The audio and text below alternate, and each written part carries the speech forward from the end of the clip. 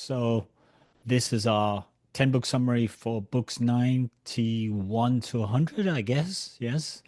Maybe our story should be how do you feel about our first 100 books and what do you think we should be doing going forward? It's a new year as Maybe. well. So it's kind of New Year resolution time for the podcast. Yeah, I guess I never really thought about it because I didn't even think that 100 running books existed in the world. So Yeah. I have to say that I'm not really sure. Like I had no expectations for this, but and it almost like snuck up on us. It's like, you know, we're just putting out these podcasts, and then all of a sudden you realize you've read 100 books. But it has been, I mean, it's going to be 5 years in April. So It's bonkers. We're growing old together on the podcast. we are. Yep. 5 years. And guess what hasn't changed in those 5 years? Um, the marathon hasn't been done under 3 hours by Liz. Exactly. This is really sad. You'd think with all the knowledge, my body would decide that it's gonna finally, It would just go, get oh, this yes. marathon done. You've got so much running information now. Yeah. Yeah, Most of the books we do are not training books, though, so they don't that's true. help you from that point of view, but they are nearly all inspirational books. Yeah. Although, every so often, like you'll be re reading someone else's story and you'll think like, oh, that makes sense. Maybe I should try that. But a But lot like of the like celery, like, like some Olympic athlete says, and I ate a little bit more celery. Suddenly my time started getting really quick. well, That kind no, of but stuff. uh well, okay, except maybe not the celery. Although, you know what? In one of the books, didn't it say that celery has the same like nitrite content as beets or something like that? Or maybe not the same, but like it's got nitrites, which is what I don't we remember always reading like. that. I remember reading that. No, that you dreamt it. Are you sure? No, I'm just being mean. I'm just being mean. For people who don't know, there's sort of an ongoing discussion between me and Liz about the fact that she eats too much celery and really it's not giving her enough calories to run marathons quickly. Hmm. It's probably not giving me enough calories, but It's it pretty doesn't healthy. it doesn't put crumbs in my keyboard while I'm working, so that's why it's like the perfect snack in some ways. There you go. Yeah, except if you have dip, so like you can have it with hummus. Hummus has calories. Okay, for next Christmas, I'm going to buy you a keyboard cover and then you can eat more. You can eat more biscuits and cookies and Yeah, stuff. because those are actually terrible. If you're working at the computer, you're gonna have a disgusting keyboard after like 3 months of eating cookies. Yeah. Yeah, I do. Anyway. Do I do you? have Yeah, see? do and I do. Look Yeah. at look at my keyboard. It's Oh, you've got one beautiful. of those pristine Apple keyboards. Yeah, it's You see, my white. keyboard's black, so you don't notice all the crumbs falling Pro till tip till right the, here. till the keys stop working. Then you just Mm, throw it out and get a new one.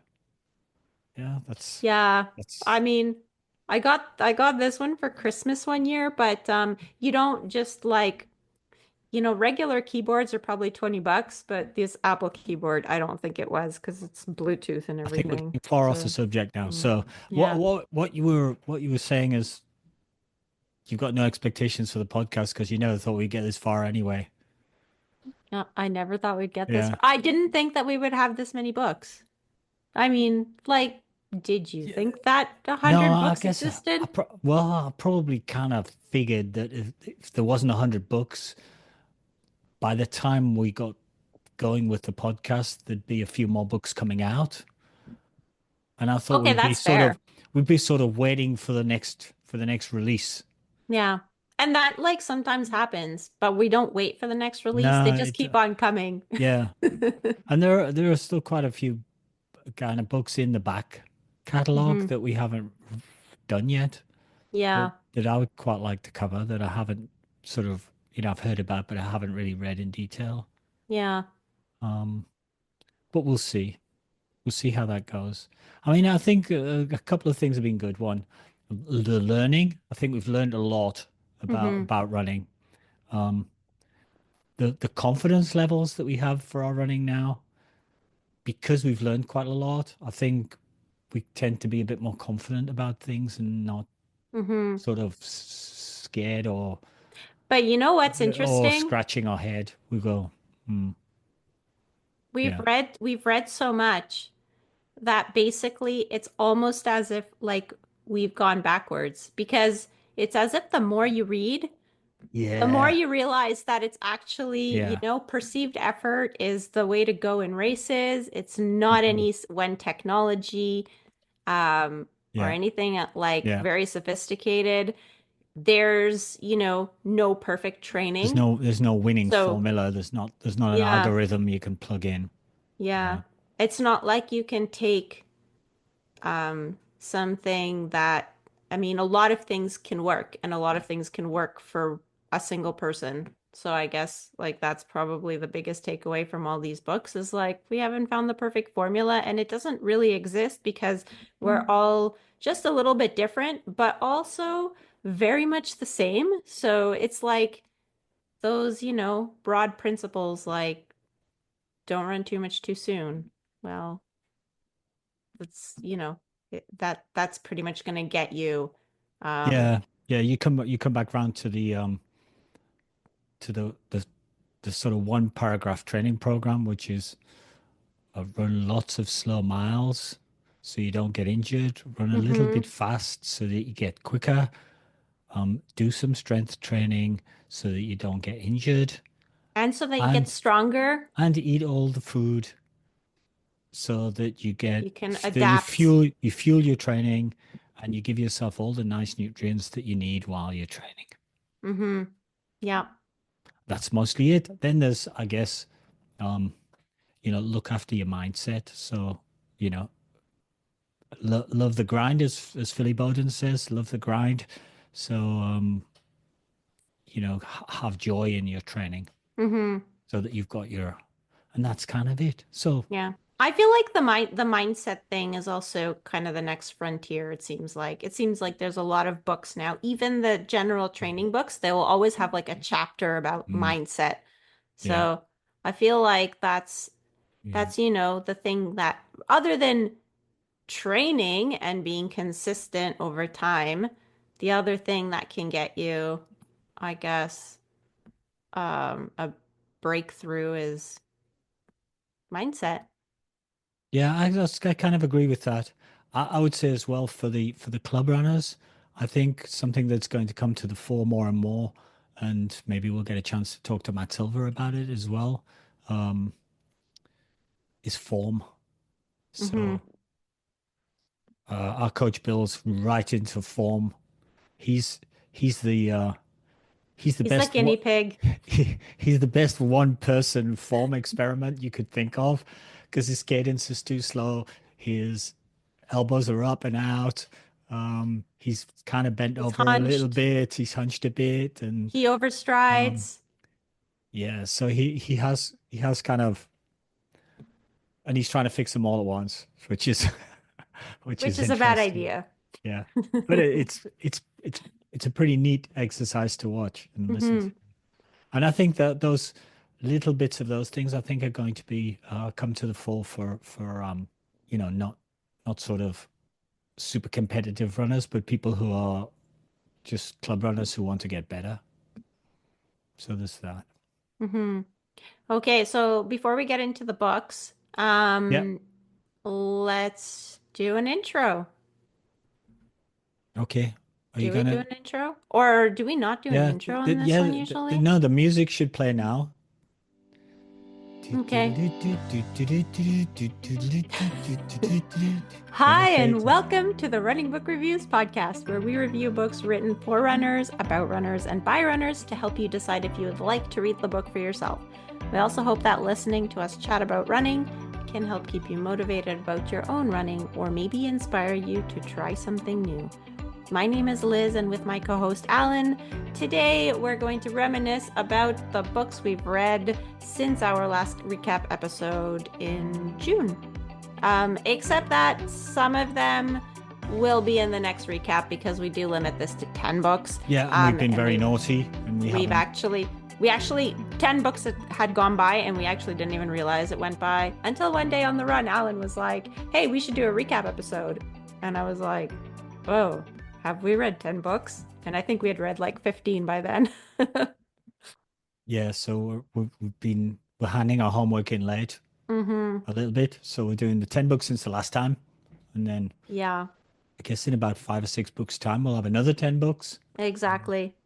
So I guess the first one on the list, which kind of goes far back for me, or Yeah. it feels like it does because I think we interviewed him in the summer, is Run Through by S.B. Stone. Yeah, this So, is kind of a self-published book. mhm, Um, it was kind of nice talking. I think the guy's name he refers to himself as SB everywhere, but I think his name was Stephen. mhm. Um, it was kind of cool talking to him. It was sort of his life experience of becoming a runner, very much at the low level, sort of when you start, how difficult it is, and then eventually Yeah, leading up to eventually to him running a marathon and the difficulties that he had with that. So it's kind of an average person's experience, I think, with their own traumas and their own difficulties thrown in. Do you take caffeine when you run? Lots of people do because it's in gels and stuff. And caffeine's legal and it's been proven to work. There's actual science that shows that it improves your endurance running performance. and there's anecdotal data from when you have your coffee in the morning and you go for a workout versus when you forgot to have your coffee or you didn't have time and you went for a workout and it was terrible. And the trouble with coffee is there's a lot of liquid just to get your caffeine dose. Yeah, so then you have to stop for the bathroom mid-workout. Very impractical. Which is where Caffeine Bullet comes in. What's caffeine bullet, Liz? It's a caffeine supplement. It's wrapped up like in a candy. So, and it tastes like candy. And you can get 100 milligrams or 85 milligrams, which is about a cup of coffee, but without the liquid. So we've tried the mint flavor and the chocolate orange flavor, and they're both pretty yummy. If you want to try them for yourself, we do have a 20% off discount code. So go to the link in the show notes and you can check out what Caffeine Bullet is and get your 20% discount. Pretty generous. And it is pretty generous. And we'll get a small benefit, so you're helping out the Speaking of which, back to the podcast. One thing that kind of stuck out to me is in the book at one point he says someone's just 2 miles is another person's a whole 2 miles. So yes. like someone like will say, and it goes for all kinds of other distances as Yeah. well, right? Sometimes we say like, oh, I just ran 10K. Yeah. But if I say that to my colleagues at work, they're like, oh my Oh my God, God. you ran Didn't you die? 10K? Yeah. Yeah. Or in the club, people say, oh, I'm only doing the half. What do you mean? Yes. What's this only? What's this Yeah. only that you put in?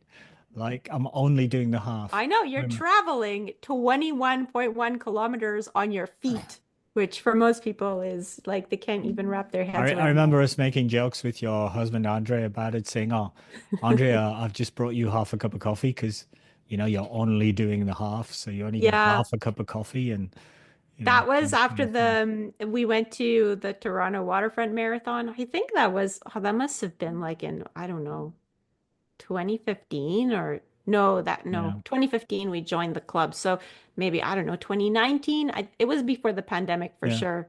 And we were a gang of like four, and poor Andre was the only one that did the half. So he got teased like the whole trip Man, and the half and marathon is a after. big deal. And if you can get that Hmm. right, you've done a great job. Yeah.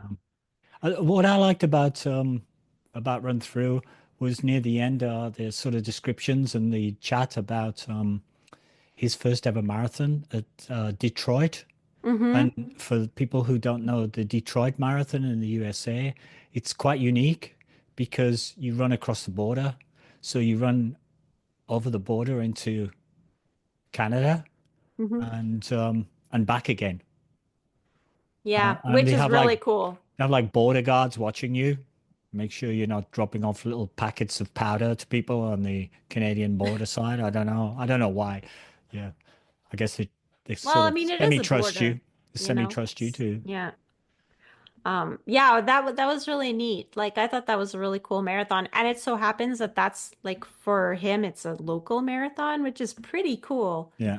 Um, yeah, that's pretty neat. I don't know. I would put that one on my bucket list one day, What the Detroit Marathon? the Detroit Yeah. Marathon, so that we could Yeah, run across the it sounded border. very cool the way it was described in the book. Yeah, yeah. Um, and he obviously enjoyed it a lot because it was a big culmination of his running Hmm. efforts in difficult circumstances. So that was kind of cool. Yeah, back in the day, I did the Niagara Falls Marathon, which used to start in Buffalo in the US and run across the border. You actually had to sort of arrive in Canada. They would bus you across the border to Buffalo, keep you in an area where they could monitor you, and then you'd run Hmm. back across the US border back into Niagara and finish at Niagara Falls. But now I think that the Niagara I Falls don't think they Marathon, do that no, anymore. it's 100% totally in Canada now. Hmm. So it's a Canadian one. So Detroit is now the cool border crossing marathon, I think. So did you do that one before the whole you needed a because that one like you used to not need No, I any had to get off the bus. passport. I had to get off Oh, they were busing us over. I had to get off the bus and go into because I don't have a Canadian passport. Everybody else had okay. Canadian passports. So you did need a passport They were when you able to did just that. go, yeah, you got your passport? Yeah, okay, let's go through. Oh, you, what's that Australian passport? Get out, go into the office. And then the bus Yeah. had to wait Oh with no. like 60 people on it while I Hmm. went into the office. I think maybe there's one or two other people who had like French passports or something. But yeah, Yeah. but that was way back. Okay. Okay. Yeah, I remember when I did Boston. This is really off topic, but um I actually never had a passport until I went to Boston and I had to get a passport for Boston. So I had to do the whole it seemed like complicated paperwork and then you needed like somebody to sign for you that already had a passport. And Yeah, luckily, I had a couple of friends that went to France for their daughter's wedding. And so they had to get a passport for that. Um, and so because nobody really like, I don't know, like I just, I just lived my life, like went to work and whatever. And, traveling was like going to Quebec City or something like that, So didn't worry I about didn't these I didn't international I events. didn't really Yeah. worry about all this like passport business. And then all of a sudden here I am, like someone tells me that I qualified for Boston, so I should go. And I'm like asking, trying to get a passport. And my whole entourage is kind of like me, right? At the time, like I Mhm. didn't really Yeah. know anybody like for a long time that also had a passport. Except like a couple of people. And luckily I had enough to get that passport. But yeah, that was when I originally got my passport to do Boston in 2011. But had I done it a little bit earlier, Canadians in the past didn't need a passport to Now get, you I could think, just get across on your driving license or something, I think. yeah, Yeah. but I think that was before the whole Before 9/11. 9/11. Yeah, I Yeah. was gonna say 2011 and I'm like, no, that's wrong. Mhm. 9/11 in Yeah. 2001. One. So that was yeah, that was when I think it was after that you started needing a passport to go to the US. But that was off topic. Let's go to the next book. Yeah. The Examined Run by Sabrina Little. No, you skipped over The Race to Be Myself by Castor Semenya. Oh, I did. Yeah. I've scrolled my document up here. What's Uh, that? the next one Oh, will be the examined I'll run. edit that out so it'll look much more professional. The Race to Be Myself by Castor Semenya. I enjoyed reading this book. I thought it was great. Like it was nice to hear the story from her eyes and also just to get like all that background about her life and Yeah. her growing up and I was super sad we never got to actually speak in person to Castor Semenya because that would have yeah, been she's like like a almost like a superstar. bucket list item for us in A our podcast. podcaster. Mm-hmm. Yeah. It, Yeah. what struck me about this book is one she's extremely brave person to kind of get it in there, get in the discussion about gender definition, I guess, in sport. Um, Mm-hmm. what struck me was it's reading the book. It was much more complicated in reality than it appeared in the media at the time. Yeah, that's why Yeah, like the thing I wrote is it made me understand why this case took so long to be resolved. You yeah. know, just because like you heard about it and then you didn't, and then you heard about it again and then you didn't. And meanwhile, like they would, They were be in making rules courts as they and went along. whatever. Yeah, Yeah. Um, and now I kind of understand what happened like yeah. from her perspective. What I didn't realize was at the time I was watching her like on TV and she'd come out and like almost run the world record. But at that time, even at that time, she was running under sort of some sort of testosterone Suppressant. suppressant medication. So she's Hmm. actually running under some difficult medication circumstances. And the rules were almost being defined around her. She was, All because she didn't want to do this surgery. I guess it seemed that she was so good and so difficult to beat that because she was intersex, they said, oh, we have to legislate against her while she was in top of the sport. Yeah. Whether you kind of, you could sort of say, well, okay, I guess you've got to have some sort of definition which allows normally profiled female. I'm not sure how to do this politically correctly here in terms of words, but people with a more routine female bio passport to be able to compete. You've got to have a means to allow them to be able to compete. Hmm. And because Casta was winning everything, this started to make the rules while she was winning the stuff, which was extremely difficult and extremely unfair on her as a person, whether you agree with, her situation or not. Because as far as she was concerned, and as far as everybody else was concerned, she was a woman, Yeah. and she defined herself as that. As far as she was aware, she had genitalia that was female. Hmm. Um, and it was only after the event or after she started performing well that they sort of started to try to The examine her question. Yeah. and question her and then decide, oh, well, actually, she's defined as intersex in some way. Yeah, it's Differential. There sexual was a name. development. Yeah, Yeah. it was DSD Differences, is the DSD, acronym. differential in sexual development or something. Yeah, Yeah. something like that. But yeah, in a way, like it was so great that she grew up the way she did because it seemed like when she was growing up, she was like a little bit of a sports local superstar. So she Yeah. started running. She was a bit of a superstar. Like her parents just kind of accepted her the way she was. Like she's always into sports.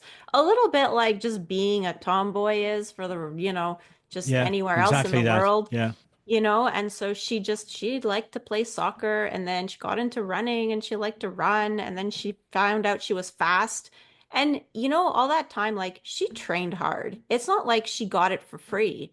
She trained hard. Mm. When she got into running, she didn't have a coach at first. She tried to find a coach or a mentor. Like she really did a lot to get to where she was. Yeah.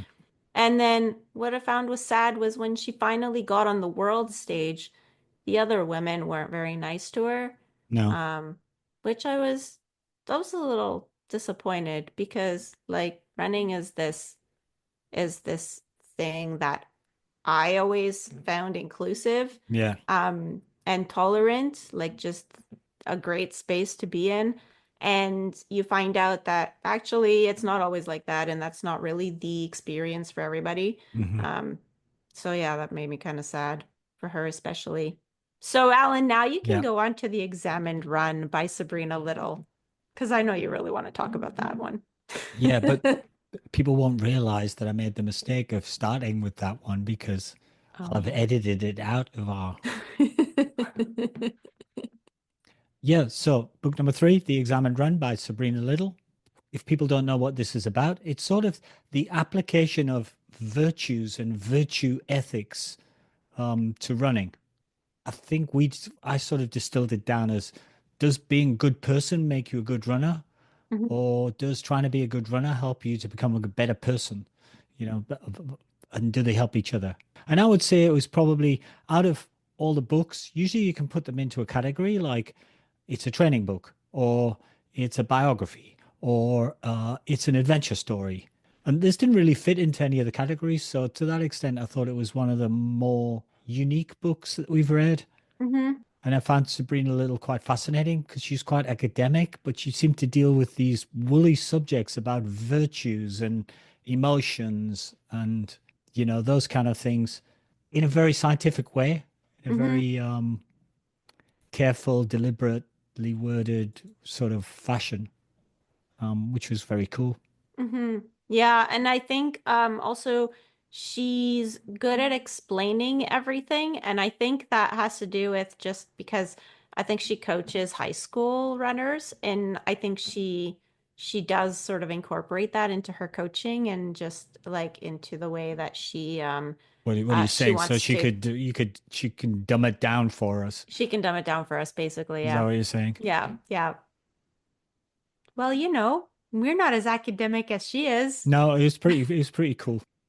Um, It was interesting talking about bad characters that you see and you just referred to, people treating Semenya poorly, bad characters who exist in top sport, sometimes as entertainment. They're trying to be badass or they're trying to be Hmm. intimidating. Just like Yeah. look at me, I'm wonderful. They have this arrogance and this swagger about them. Yeah. And you want them like they need to have confidence, which is that's one thing. Yeah, But not arrogance.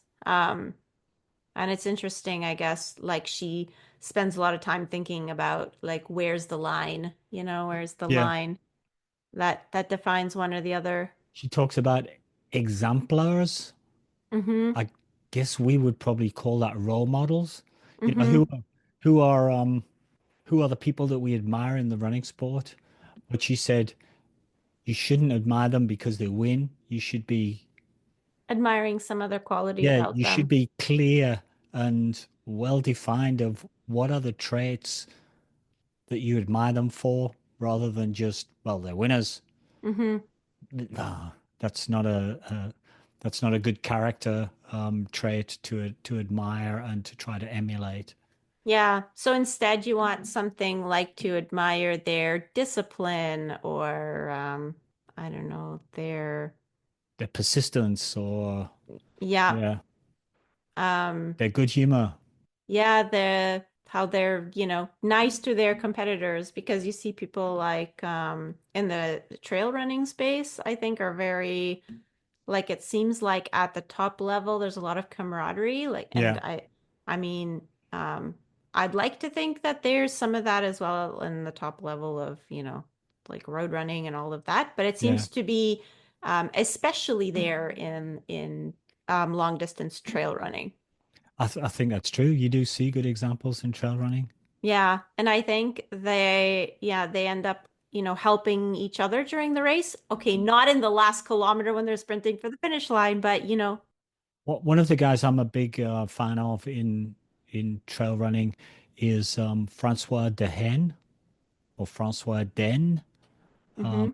French UTMB winner, has won the UTMB four times, I think. We saw him right at the front in one of the UTMBs, right at the front of the pack at the 100K mark, helping his friend Jim Walmsley, who was his biggest rival and was trying to win, Mhm. but actually helping him out and chatting to him and sharing food with him and waiting for him to go out of the checkpoint so they could run together during the night because he figured it's better to have a friend during the night and mentally that gets you through better. So the camaraderie and the willingness to appreciate effort in the sport, stuff like that was showing through, and that's one of the reasons I like the guy. Um, Mhm. and Courtney on the other side, on the female Yep, on side, the women's side, yeah, I Courtney like Courtney. Dowalter. I think everybody likes Courtney. My wife loves Yeah, Courtney. I like Um, Courtney because I feel like she runs with joy. yeah, She looks yeah, like someone that just runs with joy. I don't know. I yeah. think I don't I She's a problem solver, so she gets hmm into difficult situations and tries to think a way out and tries to act a way out rather than say, "Oh dear, I'm feeling super nauseous and I'm just going to be ill for the next 3 hours and then have to drop out." She kind of works out, okay, so I'm gonna have to replace the fluids and sort hmm of works her way through. Yeah. I like the idea in the book that a virtue can be practiced. So you can get better at some of these things. So you're not limited to stay the person you are today. You can work towards becoming more like, Yeah, like you're a running hero or yeah, just more like, I don't know, your running buddy that you admire something about. So she talks about that in her book. mm. And um, she also talks a lot about context. So she says virtues need to be investigated based on function. And she gives the example, a good cat is fluffy, but a good tree isn't fluffy. Okay, So context matters yeah, basically. yeah. Yeah, so there So there are a good ultra times, runner might be stubborn, but yes. I don't know, a good child to have shouldn't be too stubborn. Yeah, Yeah. and even stubbornness, Yeah. like it depends on the context. So sometimes Yeah. you do need to be stubborn. So let's say Mm. in a race when like you gave the example, like I don't know, you hit a low or something like that. Um, Being a bit stubborn will probably get you fighting to the end. Yeah. Whereas like if you're just training and like you have an injury that You you just just refuse to acquired stop. and you refuse to Yeah. stop, like in that case, stubbornness is actually a vice and not a virtue. Yeah. So you've got to be contextual with it. Hmm Yeah, that's kind of difficult. It is difficult. Yeah. Yeah. I'm not going to start with that. One of the things I did this year actually, and after reading this book was we went to Ottawa and I was running a bunch of races. So I was running them all one after the other. And hmm I was, to that extent, I was trying to measure my effort and not, get to the start line and make a like hard focus, all out effort. So hmm when I was doing them, I was saying, okay, well, for this weekend, I have to run with joy, with happiness and joy. I don't have to push right to the very end. I have to push it 95% maybe. And just let's try to enjoy it. So I got like right on the front of the line and I had my phone. I ran with my phone. I was taking selfies on the start line of everybody. And I'm smiling away and I'm chatting to people on the line and telling them, oh, I'm trying to run this sort of time and sharing, with them. And it was really quite interesting. hmm But what'd you do with your phone when it was time to run? Did you have a vest or something to put it in? I had a pocket in my shorts Oh that it yeah, fits that's snugly true. into. So Hmm I think around the first race was a 5K and I ran in under 20 minutes. hmm So I was going reasonably quick. And what I found was I was so pumped on the start line because I was sort of feeding off the crowd because it was a big crowd that I was going far too fast. I was having to, hey, you're going too quick, trying to be joyful about how Yeah. fast I was going, but hmm going, whoa, put the brakes on. And I was actually saying to people around me, ooh, I've gone off too fast. I'm gonna crash and burn. Um, but it Yeah, was because that was your first race. Like you had two more to do. but it was very neat. It was a very interesting experience. I tried to sort of force it a little bit, you know. Don't worry about stuff. Let's just have a good time.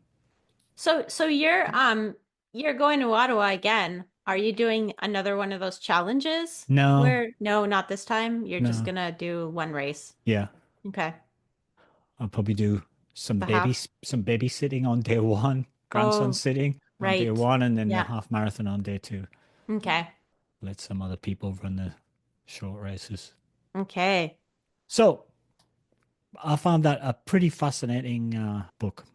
Yes, it was a good read. So I guess we should go on to the fourth book in our list, which was Smart Running by Jen and Sim Benson.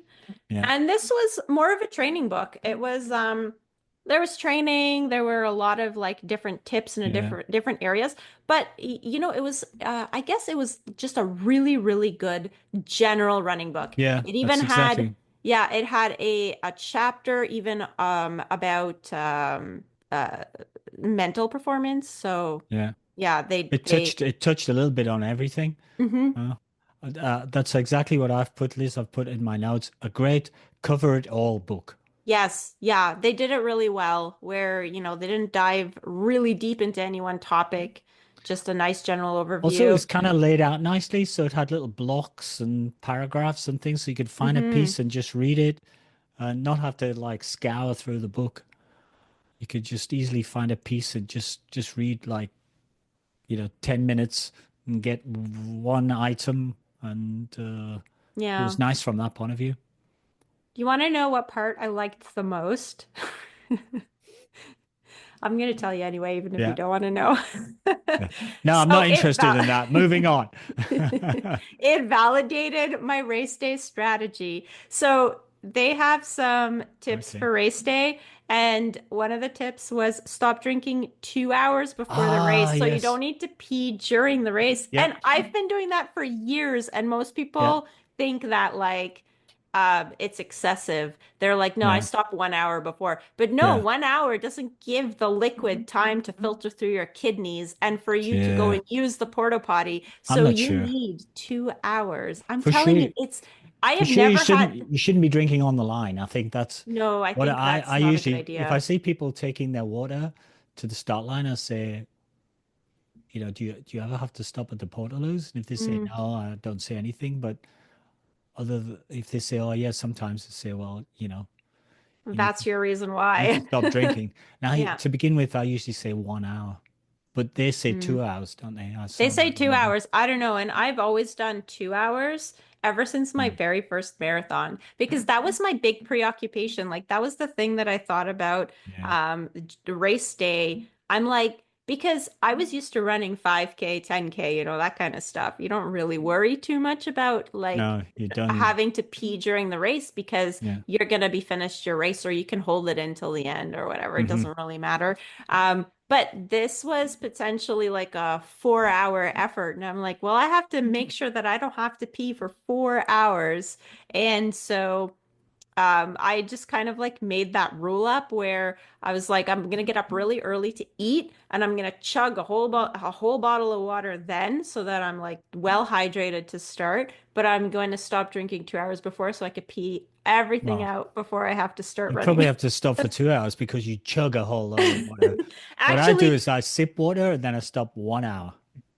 actually, Mm. and the other thing that I used to I have do coffee was as well.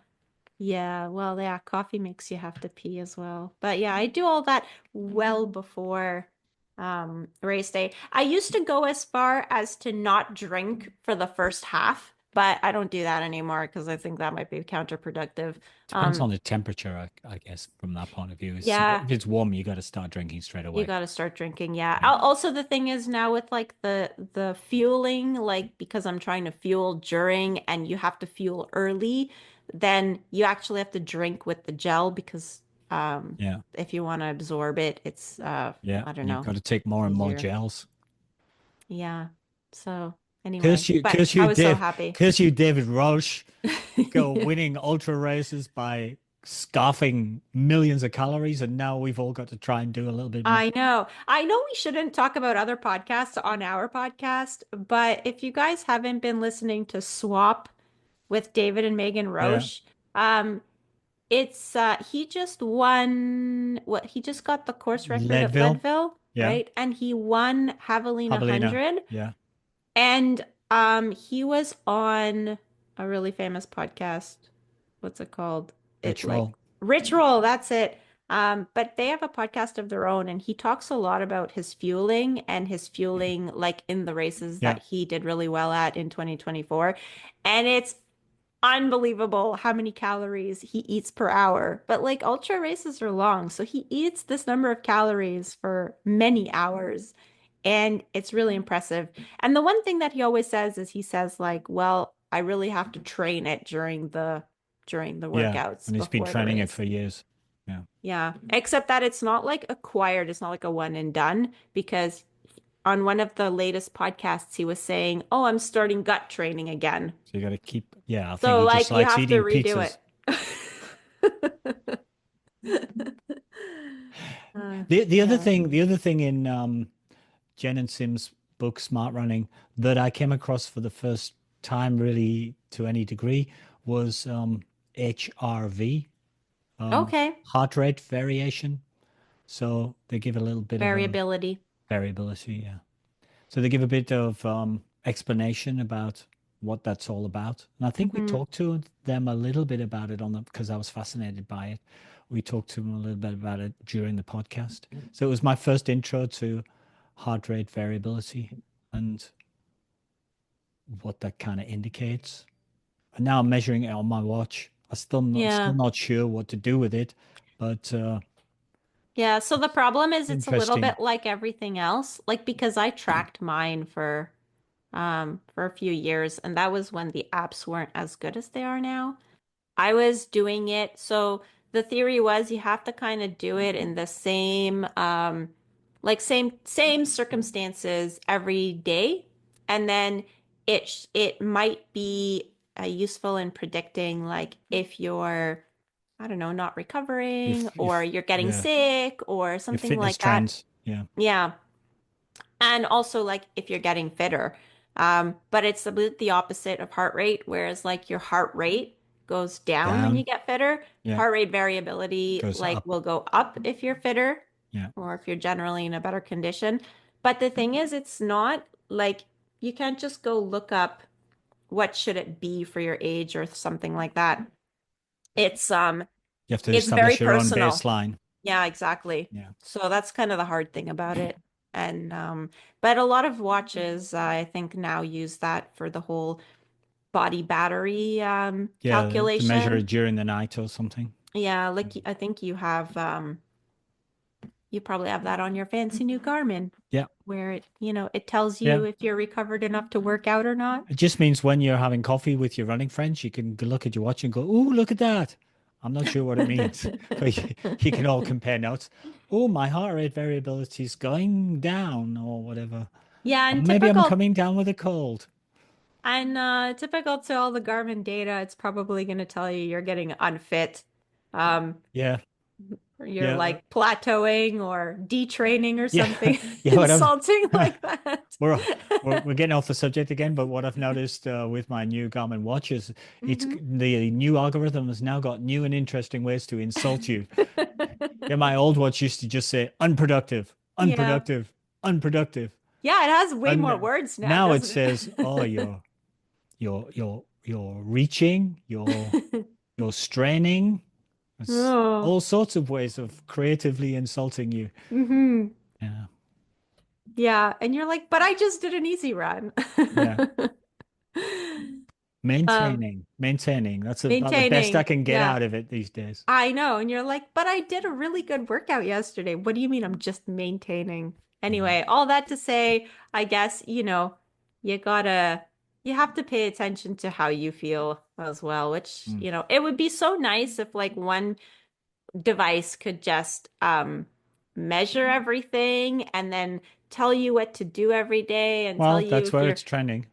well, it's actually not, but I mean, I think that's what every company aspires to, Yeah. and maybe we'll get there one day, but like we're not anywhere close. I mean, today, so fun fact, today I was running and I had my watch. I had two long sleeves on and I had my watch Mhm. on top of the two long sleeves and I was scrolling during the run through the different screens and I got to the heart rate screen and it was showing me that my heart rate was like 171 during an easy run. And so Yeah, it's far too high. so there are two things. What the heck? And like, where's it getting a heart rate from if like I'm wearing it on top of my clothing? I don't know. Well, exactly. So that's how much I trust what Yeah, Garmin's gonna tell me from yeah, now on. yeah. My new Garmin gives me a workout suggestion every day. hmm So I go, oh, I'm going for a run. Select run, press go, and it says proposed workout. And all I do is I look at it and I go, does this resemble anything like I'm just about to do? Because I've already decided what I'm going to do. And hmm sometimes it does. Yeah.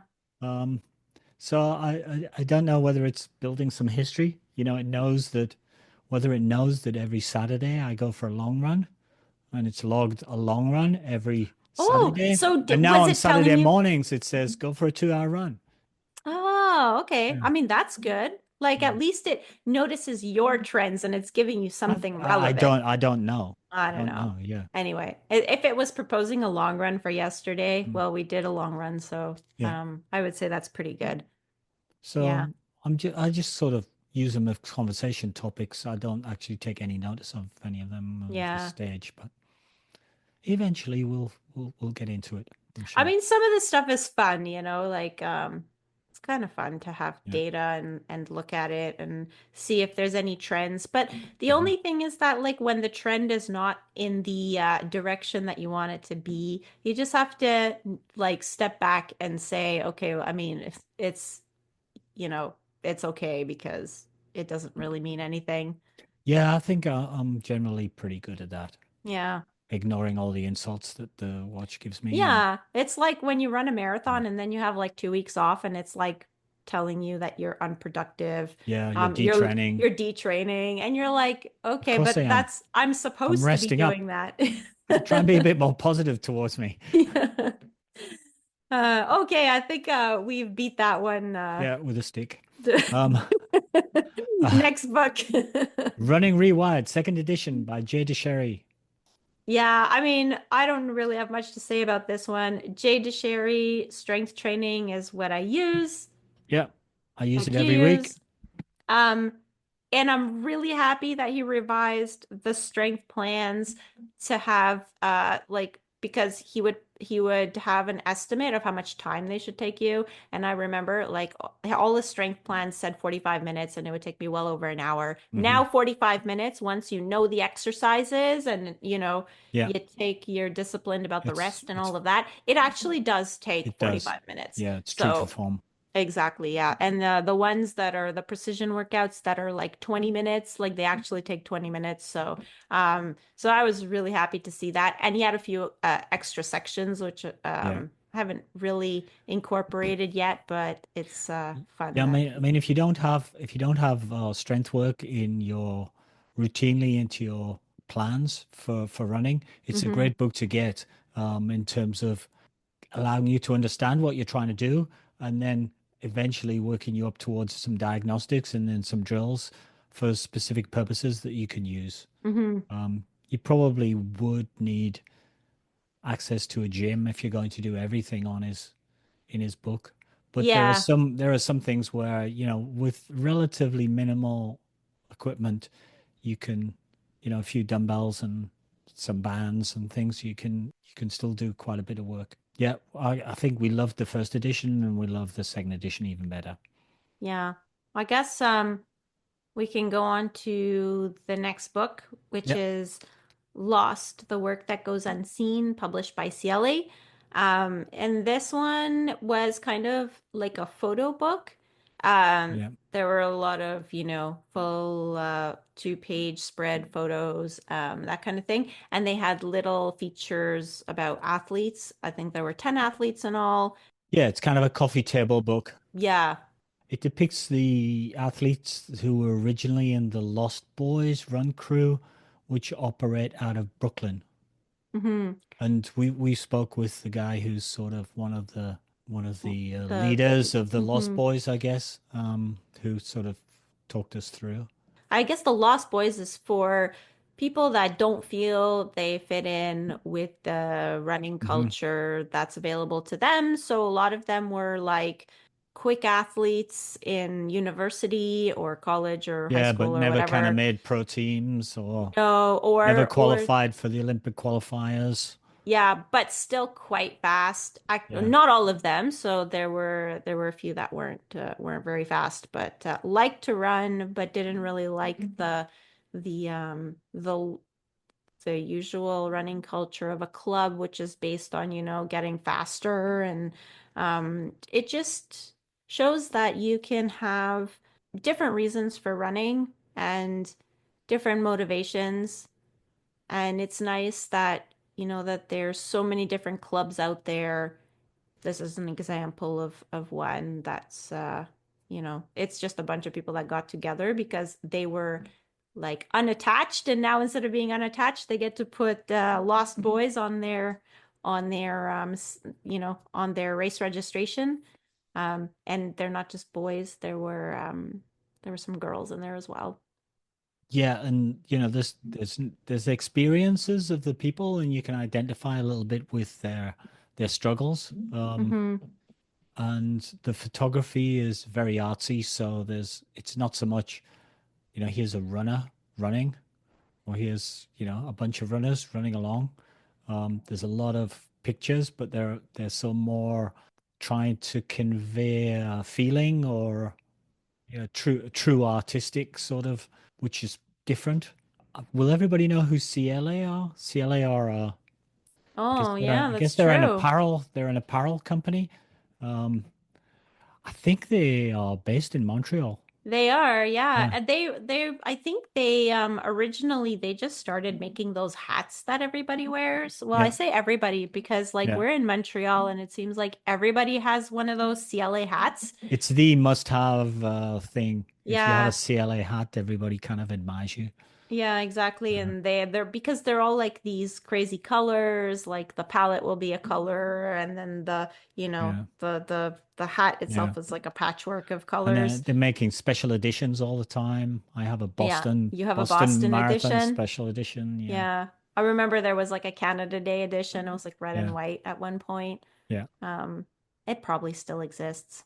But yeah, so that's what they started off, I guess, being known for, but they make um other apparel now, like jackets and tights and shorts and singlets and all those things. yeah. They published a book And or they if they want to sponsor a podcast in Montreal, I know really good ones called Running Book Reviews. Um, okay, moving on. Moving on. Uh, How to Run the Perfect Race by Matt Fitzgerald, our friend. Yep. Yeah. Of course, he's still churning out books in 2024, and he probably will be in 2025. He's probably written two or three books since we covered this one. I know, probably, and we probably flew under the radar. Yeah, the in this book, I guess he talks about running the perfect race, like what that exactly means and how to do it. He talks a lot about pacing in this book, I think. Yeah, it's sort of the second edition of the book that we covered previously called On Pace. Hmm. But now he has a deal with Simon and Schuster, I think he said, distribution deal to get some of his books out to a wider audience. And so he took the opportunity to update the On Pace book, um, Yeah, so now it's called how to How to Run the run a Perfect perfect race. Race. Yeah. And it's divided a little differently. One of the quotes that kind of stood out and that I had written down was a perfect race is not a race that goes perfectly. It's a race that the runner could not have completed any faster. So I don't know, like I thought that Hmm. quote was perfect because, you know, I That ran would be cross country. our 3:10 marathon way back in Toronto all those years ago. Except that that race would be easy to see that it was a perfect race because I also ran a personal best. Well, for me Yes. at least. It wasn't your personal best, but um, for me it was a personal best and I executed perfectly. But actually, the idea is that you can have a race where it's not your best time, but you ran your best. I would say that race for me, where you ran your personal best, but I didn't run mine, but I probably ran the very most I could have done on that day Mm-hmm. because I was basically finishing at the same pace that I started, but I was completely exhausted. We Mm-hmm. had to try to sprint at the end to try to keep it together. Um, Yeah. but we're doing that like what does Matt call it? The sprint where it's like a pathetic sprint. Yeah, it's an Underwhelming. underwhelming. We were doing an underwhelming sprint finish. Yes. Yeah. Yeah, because we basically had no energy left for that. Mm-hmm. One of the nice things that I liked about the discussion on the book was the question when you're doing your perfect pace and you ask yourself the question, can I go on like this to the end of the run? The answer to that question should be maybe. Mm-hmm. Yeah, it Yeah. shouldn't be no, because then you've gone off too quick. And it Mm-hmm. shouldn't really be yes, definitely, because then you haven't squeezed the juice hard enough. Yeah, I like that definition because it's like basically you can just keep asking yourself, can I keep this up till the end? And then based on the answer, And for that's people, what yeah, you should do uh, or not do. exactly. And for people who have heard us talk about relative effort or relative perceived effort, this book explains it all to you. Mm-hmm. How it's not really what pace you're doing, it's how your body is feeling that pace, which is a slightly different thing. Yeah. It's particularly different when the weather's bad, for example. Yeah. You know, you might be going quite slow, but actually putting a big effort in. So you Yeah. have to respect the effort that your body's making rather than how fast you're going. Yes. Yeah. It's like this time of the year, especially the colder it gets, I get like quite a bit slower, Yeah, but I'm breathing really hard and it feels like a lot of work. And so basically you need to train by that effort feeling and not by, your by the clock. pace on the watch. Yeah, Um, Also, an eye-opening thing that I got from this book was, and I think we talked about it during the podcast episode. We don't learn from experience; we actually learn from reflecting on the experience. yeah, yes, So Matt's a big proponent of like reflecting on your race experience, and I'm only good at that when the race experience was good. yes. Because I am not very good at so if that it when the didn't go race. well, you don't want to get it I out and just look at it. You want I to just just want to forget about it yeah, and move on. yeah, But actually, like the way that you learn from your experience is to reflect on it and I guess think about what you could do better, what didn't go as planned. yeah. Also, sometimes there are things that were fine that you did okay, but the race result wasn't what you Sometimes wanted I it to think you be. can be so disappointed with your result that you don't want to go over it again, you know. You don't want to Mm-hmm. feel the feelings again. Yeah. Um, you don't want to experience the disappointment again. Yeah. Because you really do. It feels like you're just like, reliving But that but the issue is that's behind you. mm, It's gone. It's placed behind you. And what you're looking to do is do the thing that's in front of you to the best of your ability. So if you can take something from that, it can't hurt you now. It's done. You hmm can take something from that. In some ways, it's helping you. So you got to get it out and look at it. yeah. It's easy for me to say because I'm sort of at the end of my sort of running experience. So Yeah. having to I'm kind of struggling because the thing is that, I don't feel like I should be, getting slower yet. I feel like I'm still too young for that, that there should be more in me than what I'm able to show in the marathon. And it's specific to the marathon because I yeah, guess I haven't really worked very hard on the other distances, so I can't really be disappointed. Um, you don't train specifically for them. yeah. Yeah, do them as And part of the build up. Yeah, and so like, yeah, no, I'm not that close to my 5K PB at the moment, but I don't work on it. And so like I don't expect to be close to my Hmm 5K PB. But like I've been sort of hammering away at this marathon thing. I'm kind of disappointed that that's all there was in there, like that. And I refuse to think that that that's my limit. I have a hard time with that. And like, hmm I just like Well, you know for that it's some not. reason, I I want to be think, better at it than I am because, I think fundamentally, you know that it's not your limit. Yeah, because you did your PR in Georgina, yeah, and the conditions in Georgina were not ideal, and no. were quite difficult in terms of the 55 kilometer headwind that we had Mm-mm. for half of the course. Yeah. Uh, so you know that if you were at that level of preparation for a condition, a running condition that was better than that, that you would get a better result. So de facto, you know, Yeah. It just seems like I haven't been able to put it together since then, yeah, you and just got to get because to the line in the same condition, yeah, we've which you had a might have done few, this year. I think you would have PR'd this year if you hadn't got injured. yeah. Seriously, because you were about where I was in terms of preparation. I Hmm. did 3 or 2. I suspect you would have got somewhere around there. I guess eventually we'll find out, but yeah, like historically, I've always been so when I was training for shorter distances, and I did a lot of 5Ks, 10Ks, and I'd do the occasional marathon. It seemed like so I would run the 1500, I'd run the 5K, and I'd run the 10K, and I'd run the marathon and half marathon sometimes. And when my coach at the time would plug in my results into one of those calculators, Hmm with the equivalent paces, Yeah. my best race performance is the 5K.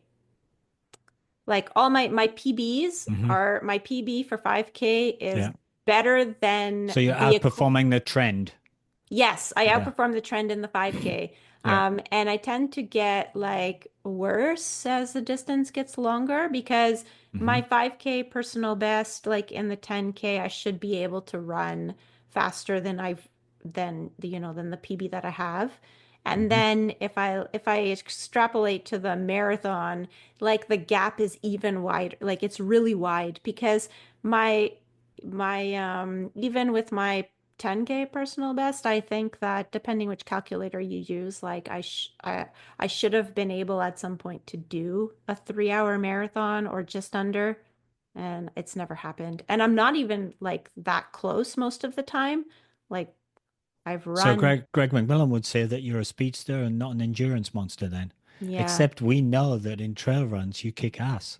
Like you can yeah. just if you I think you I stop think if thinking I'm about the terrain and you just get down to the run, like at Quebec Mega Trail, for example, you absolutely destroyed me. yeah, it's strange though, because it's It like might have at been that the orange easy. gummy dinosaur that Yeah, you those tried to orange give gummy. me.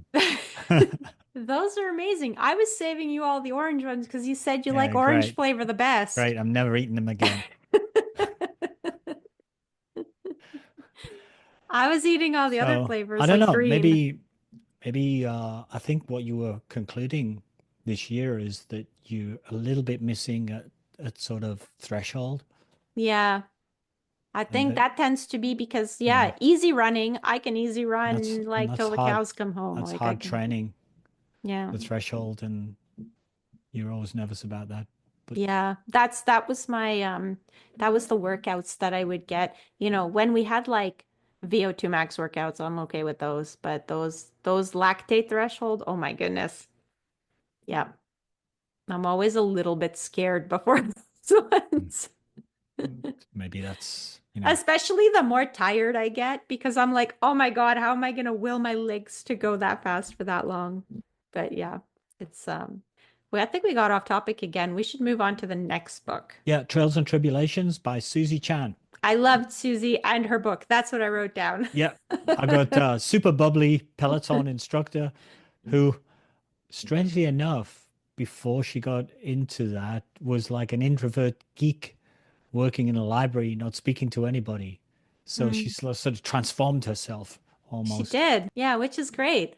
I love hearing stories like that. I think that one of the reasons you loved her is that she did the 12-hour treadmill world record attempt. Yeah. In fact, she achieved the world record, I think. Yeah. And I I feel was like thinking, I can't think of anything worse than running on a treadmill for 12 minutes, never mind 12 hours.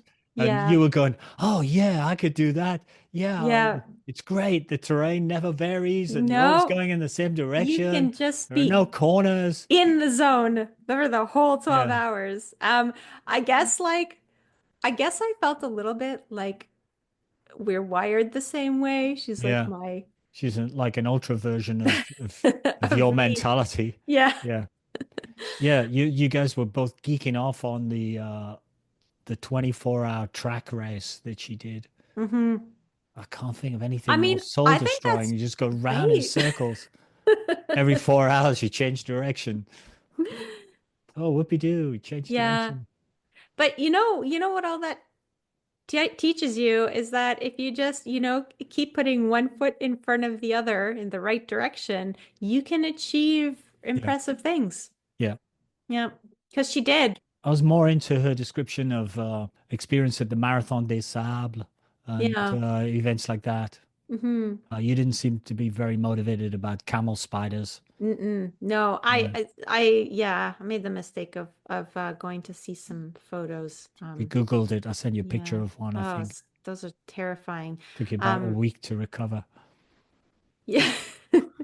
Yeah, I mean, I love the whole concept of Marathon des Sables. I think I would love the desert because I Hmm. love the heat. Yeah. And, I feel like being a Montrealer and having all that experience running in the snow in the winter, like soft sand, no Hmm. problem. But, scorpions and camel spiders, yeah, not really sure about that. Especially since, like, at night when they're sleeping in a tent, like it's really dark in there. What if the Yeah. camel spider is in the tent with you? I think what you have to figure is these things do not seek you out. They're not intending to, oh, let's wait till it's dark, then we'll creep up on Liz and give her a fright. They don't do that. They might be around, but they'll be looking for food. Anyway, I like she did a lot of adventures and she's not a fan of camel spiders either, but she got it done. So I There you think go. sometimes like when you want to do Mm. something, and then you have a whole bunch of running friends that, that want to do it with you, you kind of get it done. But Yeah, I think it was a great up-tempo, upbeat sort of the chat set of was at adventures least. and Yeah. stories. And I think the chat was reflected that even Yeah. more so. She did have a little Yeah. bit of a hard life. Yeah. The book was very much like focused on the running she did. But it does like you do get some background story about her life, and her life wasn't easy all the time. So, um, yeah, but yeah, she's a very bubbly person. Yeah, if you need to pick me up, go back and listen to the Hmm. podcast episode on Trails and Tribulations by Susie Chan.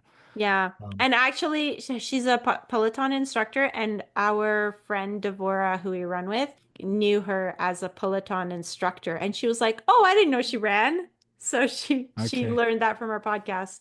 Devora's done Pelotons with her, has he? Has she? I think she does like Peloton strength training or something. That's cool. Yeah. She got that subscription one Yeah. year from her daughter for like a year.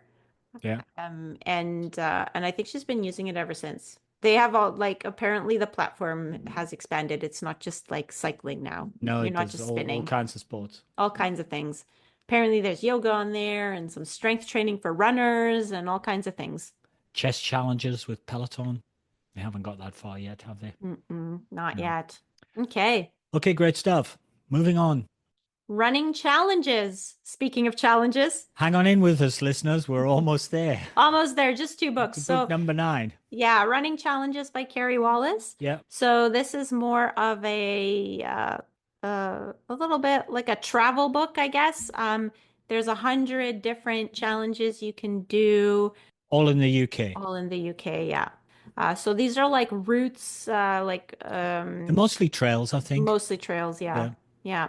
Uh, Arranged in difficulty order Yes. per country. So there's like Scotland, Wales, England. Don't think they had Ireland, did they? But it's arranged by country and then in difficulty order. So the easy ones at the front and then getting gradually more difficult. More or less in distance order, but not necessarily because if it's long but easy, it would be before the ones that are not quite as long but up But hard. mountains. Yeah. Yeah, or something like that. Or like where you have to bushwhack your own trail. Yeah. Yeah. And it was kind of cool because it was like a travelogue and you went, oh, that's interesting. But it didn't give you quite like all the details. Hmm. It left you scope so you could kind of make your own adventure as well. It wouldn't hold your hand step by step by step. Keri said that wasn't the point. The point Hmm. was to inspire you to sort of, I don't know, be adventurous yourself. Yeah. It Yeah. gives you ideas, and some like basic information so that then you can like do more in depth. Uh, But it would tell you, well, if you do this, don't expect to get any, be able to get any food on the route because there isn't any. So it yeah. would tell you sort of certain elements of difficulty. Hmm. And I guess the whole idea is that um, you need to choose an adventure that's like not very overwhelming, but maybe a little bit scary, just so that you're motivated to do the research and the preparation that you need to do. Mhm. Um, and also, it should have some meaning to you. Like you need to be excited about it, but it can really be anything. Well, one of the nice things as well to make it even more useful is Keri would describe one adventure or one challenge, but then she would say, if you like this, you should look at this, and this. So she'd give you Hmm. sort of little deviations or similar things or sort of side quests almost. Yeah. Um, So there were 100 challenges, but each of yeah, them had like three other challenges that yeah. you could consider. Three or Yeah, four other so, things you could try. Yeah. yeah. I kind of felt like I wish there was a North American one like that. If I Yeah. could sort of look at it more. Although, I you don't know. know what? I feel like if there was a North American one, all of the things would be on the West They'd all Coast be in and not on California the, somewhere. yeah.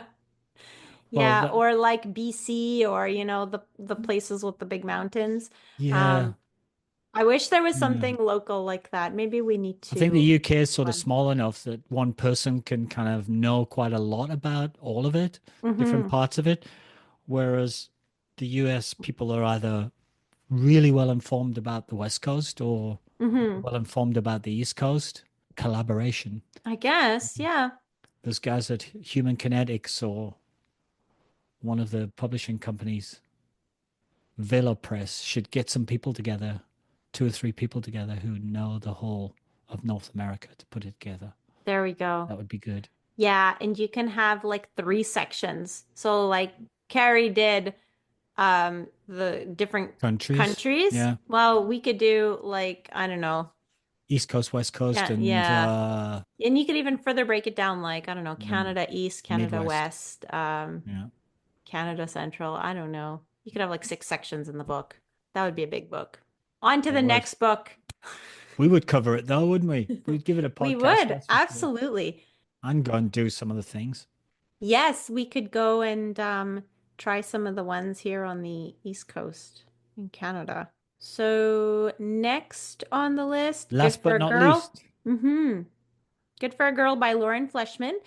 I feel like I read this book an eternity ago, yeah, but we actually only recently did the yeah. podcast. That's But because when we read it, we couldn't get Lauren to come on the podcast, and you really, really wanted Lauren to come I on the really want, podcast. and the thing is, we didn't have a no, so like I wanted to wait for at Yeah. least like a yes or a no. I didn't want to, yeah, Didn't come back saying, "Oh no, I can't do it." So we kept yeah. hoping and following up with her. So But then, yeah, yeah, we followed up for like, yeah, a yeah. few When I months went to and look at my notes, I couldn't find the notes because they were far away from the they were in a different sequence. notebook. Yeah, far away from the sequence. When I was sitting down thinking about the whole recap episode, and what I was going to say about this book, I feel like Lauren a little bit reminded me of Castor Semenya because of the way that she maintained her self-confidence under all kinds of Yeah, and tried uh, to work her way through the pressures. system. Yeah, Yeah, except the pressures were different, whereas Castor yeah, was like her gender. yeah, Like for Lauren, it was because she's female. It was all the like eating disorder cultures yeah, in the sport of running, the pressure to lose weight and all of that. And I feel like she always seemed to recognize pretty early when she was going down the wrong path, and she would sort of like get back on the right path. yeah. Um, She's a smart cookie as well. She tried to work within the system mhm. to try to change the system. She did quite a lot of things with Nike, Yeah. where Nike was saying, "Well, I want you to do this," and she didn't really feel comfortable about it. So rather than say, "No, get lost," and then Hmm. have no contract, she would go, "How about I do it like this?" And she come up And the with a benefit different for idea. you could be Yeah, this and yeah, this, you and know? sell it to them, Hmm. which was very smart Yeah, on many it occasions. was. And yeah, it was like way before now. I feel like some of those ideas and things are like, all the companies Just are, naturally adopted now. Yeah, yeah, are doing. But back then it was, she was it was before her still, time. yeah, it was still very much like, well, women in sport, they need to look good. And when they're featured in magazines, it's because they're pretty and they're almost naked. Yeah. So, yeah. I actually put in the notes that I think maybe she's the most successful USA women's endurance runner never to go to the Olympics, Yeah. which was kind of sad. I felt sad for her, and I think Hmm. she felt sad for herself as well. Um, she made desperate efforts, and the whole reason was she managed to get injured at bad times. Yeah. Yeah. It was, she had a long career too. So I think, I don't know, she had like, she tried for what, three Olympic cycles or four Olympic cycles? Like Yeah, she really had a long career. she, But the problem, it seemed like she would be healthy and performing really well, and she would sort of, I don't know, somehow, get into maybe she trained too hard or something like that because she saw it was the Olympic year, and then she would end up getting injured and not be able to recover in yeah. time, or yeah, And to that but it extent, was she's too bad. probably the worst victim of, the poor training methods at the time, Hmm. which, were lose weight and Lose weight but train harder. just Yeah. suck it up. Yeah. Run Yeah. harder. Yeah. And she just reinforced my feelings about Nike and their attitudes at the time. But we won't go into that because we've been over No. that ground a lot. Yeah, we've done that. Done a lot of that. So that's it. That's it for 10 books. 10 books. Hopefully you get something out of that. Um, by reflecting on it, like from a personal point of view, I guess that also gives people food for thought. And if you think some of those books interest you, you can also go back and listen to the full podcast in our back catalog. It's all there still. We also have it's worth mentioning because this episode is coming out on the 1st of January. So if you're listening to this on the 1st of January, then we have some good books lined up for 2026 already. Yeah, Like we have the 2020. books, we're reading the Except, books, we're just except it yeah. would be 2025, Liz. Oh, sorry. I don't know. You know what? I've been doing this a lot. I have Are you just 2026 in jumping my ahead? brain. Yeah, I've Forget totally skipped over. 2025. We've dealt with that already. Yeah, yeah, yeah. I'm not running any We've got marathons, 30 so books let's. already read. We're now reading for 2026. Okay, yeah, 2025. Sorry, guys. It's Anyway, we okay. do have a good It's lineup. okay. Another brilliant piece of editing no one will ever know, Liz. Yeah, right. You're gonna leave it I'm in. leaving all of this in for sure. I know you're better than that. Okay. Okay, so have a great new year and we'll see you well, I guess if this is January 2025 when it comes out. Have a great 2025 and we look forward to bringing you a smorgasbord of interesting books throughout the year and having another go at some running. Thank you for listening to another episode of Running Book Reviews. If you'd like to leave us feedback about how we can improve the podcast or want to suggest a book that you'd like for us to review in a future episode, please leave us a comment on social media. We are running book reviews on Facebook and Instagram, and on Twitter, we're reviews_running. Please also follow us on social media to find out about new episodes when they're released, or you can just subscribe to the podcast on your favorite streaming platform. If you've been listening to us for a while and wondering how you can help us out, well, if you've been listening to us for a while, then you know how to help us out. And it's either spread the word or give us a rating on Spotify out of 5 stars, or you can give us a written review on Apple Podcasts. Yeah, we haven't had many written reviews recently, so No, get out there and write us a review on Apple Podcasts. Otherwise, I'm going to have to make a whole bunch of accounts and ghostwrite them myself. That's a bad idea. I'm never going to do that. No. And I don't feel like Apple would allow that because, you know, they probably have some kind of safeguards against that kind of stuff. Yeah. Yeah. Anyway, I enjoy reading the reviews from other people, so it's Yes. fun writing it yourself. No, then you'd have to, I mean, you already know what you said. Should we tell them about Buy Me a Coffee? Yes, we're on Buy Me a Coffee. We need to put some more stuff on Buy We Me need a to Coffee. put some stuff on Buy Me a Coffee, but in the meantime, so that you get notified of the stuff, if you go there and you follow us, then when we put stuff, you'll get an email. Yeah. And so the kind of things that we'll put is sometimes we'll put Alan wrote a race report after his race, so we put that, and we've been on other podcasts, so we've linked those episodes on there as well. If you have any ideas for things that you would like us to either write about or post about or something like that on Buy Me a Coffee, you can definitely let us know. We're open to suggestions. We're, you know, obviously on social media. Sometimes we post photos and things that are I've been thinking for a good old while. I've been thinking about writing my own book. If anybody about it. would like Alan to write his own book, I could let us know. I could start drafting some little chapters maybe and put them on Buy Me a Coffee. See whether anybody has any suggestions or any comments. Any feedback. That's actually really good. And if you've actually listened all the way to the end of this, you guys are true fans. Yeah. Buy yourself a coffee. Buy yourself a coffee. Or send us an email. We'll buy you a coffee. Okay, well, that's it for today. Bye for now. Bye.